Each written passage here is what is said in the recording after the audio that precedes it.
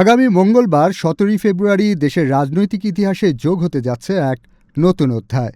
জাতীয় সংসদ নির্বাচনে বিজয়ী সংসদ সদস্যরা সকালে শপথ নেবেন সংসদ ভবনের ভেতরে, আর বিকেলে মন্ত্রী পরিষদের শপথ অনুষ্ঠিত হবে সংসদ ভবনের দক্ষিণ প্লাজার উন্মুক্ত চত্বরে। এবারই প্রথমবারের মতো প্রচলিত রেওয়াজ ভেঙে এভাবে দুই পর্বে ও ভিন্ন ভেন্যুতে শপথ আয়োজন করা হচ্ছে। সাধারণত বঙ্গভবনে শপথ অনুষ্ঠিত হলেও এবার উন্মুক্ত পরিসরে আয়োজনের সিদ্ধান্ত রাজনৈতিক ও প্রতীকী দিক থেকে তাৎপর্যপূর্ণ বলেই মনে করছেন সংশ্লিষ্টরা।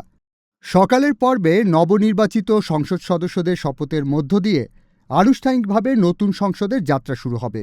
বিকেলে দক্ষিণ প্লাজার খোলা প্রাঙ্গণে মন্ত্রিপরিষদের শপথ অনুষ্ঠানের মাধ্যমে গঠিত হবে নতুন সরকার। উন্মুক্ত স্থানে শপথ আয়োজনকে অনেকেই জনগণের সঙ্গে সম্পৃক্ততার বার্তা হিসেবে দেখছেন। এতে দলীয় নেতাকর্মী, সমর্থক এবং আমন্ত্রিত অতিথিদের অংশগ্রহণের সুযোগ বাড়বে বলে ধারণা করা হচ্ছে। রাষ্ট্র পরিচালনার নতুন অধ্যায় শুরুর এ দিনটিকে ঘিরে ইতোমধ্যে রাজধানী জুড়ে প্রস্তুতি শুরু হয়েছে।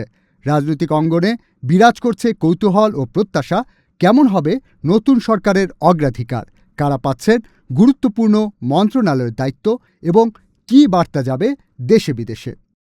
ইশতিয়াক জামান, দিনকাল ডিজিটাল।